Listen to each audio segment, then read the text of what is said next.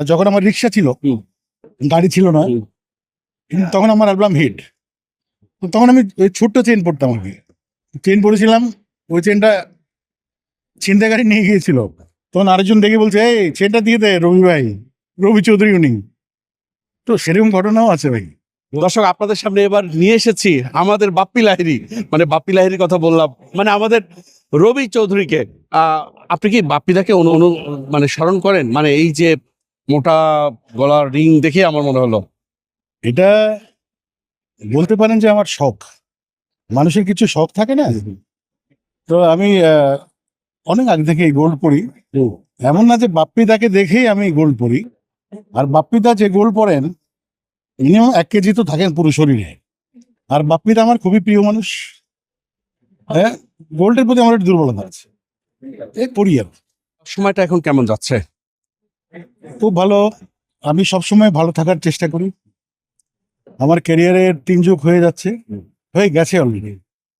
ভালো আছি আপনাদের দোয়ায়, এখনো কন্টিনিউ করছি। এই যে আপনি বললেন যে চেষ্টা করেন, আমরা তো দেখি সেই চেষ্টা সফলও পান এবং ভালোই থাকেন। যাদের মন ভালো, আল্লাহ ভালো রাখেন, মানুষও দোয়া করেন। আপনাদের দোয়া আছে বলে আমি ভালো আছি।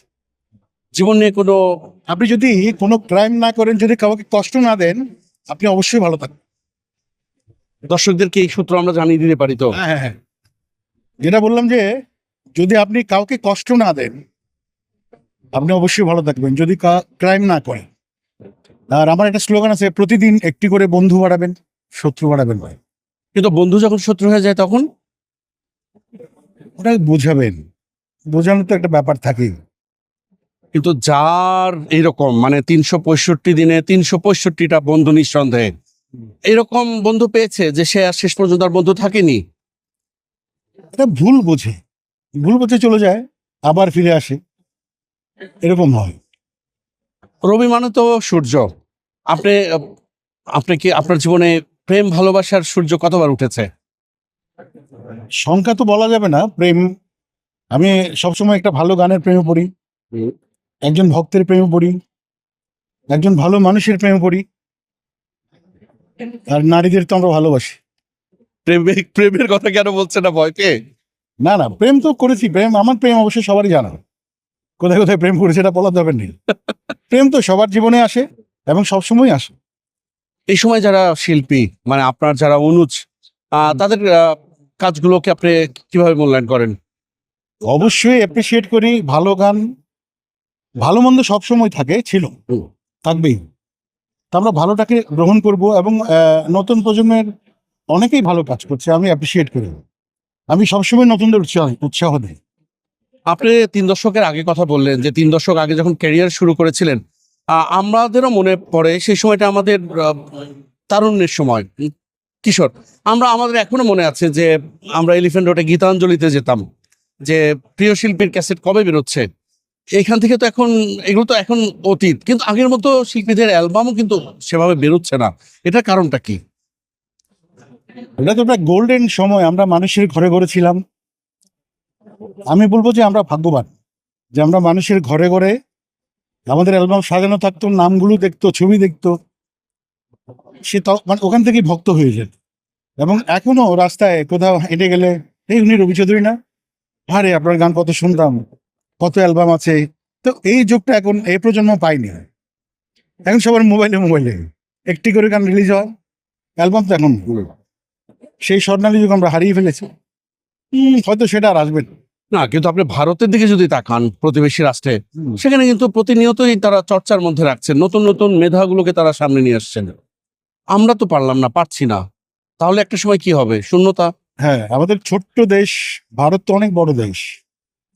ভারতে কিন্তু একটা গান হিট হলেই ওরা আর কিছু করতে হয় না। বাট আমাদের ছোট্ট দেশ, এই দেশে এটা খুবই টাফ। এই যে রয়্যালিটি সিস্টেমটা এখনো আমাদের নেই।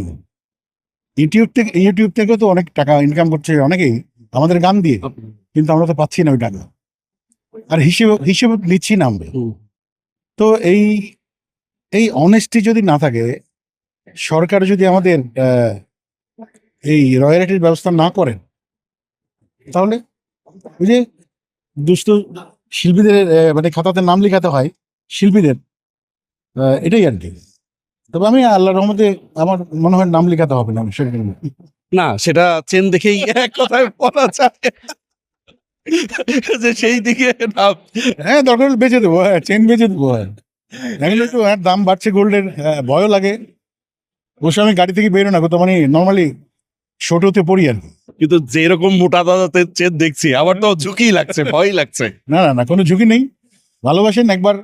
আমার মনে আছে মালিবাগ, যখন আমার রিক্সা ছিল, হুম। গাড়ি ছিল না, হুম। কিন্তু তখন আমার অ্যালবাম হিট।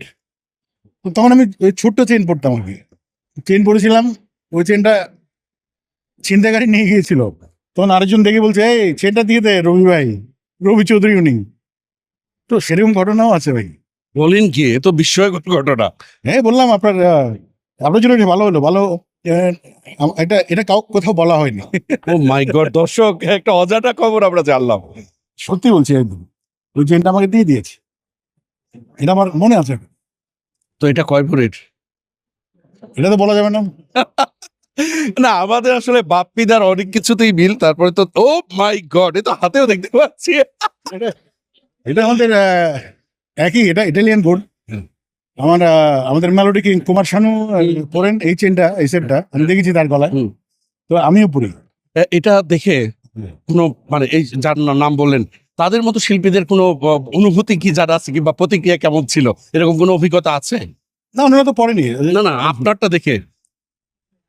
ওটা দেখে তো হয়তো কেউ ঈর্ষা করেন, কেউ ভাবেন যে আমি পড়তে পারছি না কেন, রবি চৌধুরী কেন পড়ছেন, এই ঈর্ষাটা হতে পারে। কিন্তু আমাকে সবাই ভালোবাসে, নতুন প্রজন্ম আমাকে এত সম্মান দেয়, সত্যি আমার ভালো লাগে। রবি চৌধুরী কিন্তু মানে অনেকে ধরেন যে ফ্ল্যাট গাড়ি বাড়ি করছে, কিন্তু এইরকম তো নাই।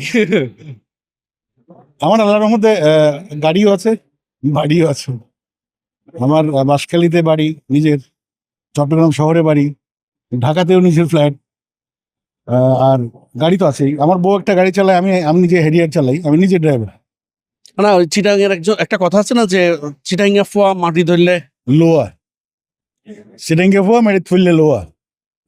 আরে আর আমি তো বলবো লোহাটা, আমি আমি বলবো যে মাটিতে বললেও সোনা। মানে ফুললে সোনা, হ্যাঁ। এটা একটু ডায়লগটা বলেন না। ওই তো সিডেঙ্গে ফোয়া মেরে ফুললে লোয়া নয়, সোনা, সোনা গোল্ড। থ্যাংক ইউ রবিদা, দারুণ মজা করলাম। দর্শক এতক্ষণ আমাদের সঙ্গে ছিলেন প্রিয় শিল্পী রবি চৌধুরী। নিশ্চয়ই আগামীতে নতুন কোনো বিষয় নিয়ে আবারও চেষ্টা করব আপনাদের সামনে হাজির হতে। ততক্ষণ পর্যন্ত সবাই ভালো থাকবেন, সুস্থ থাকবেন, এনটিভির সঙ্গে থাকবেন। আল্লাহ হাফেজ।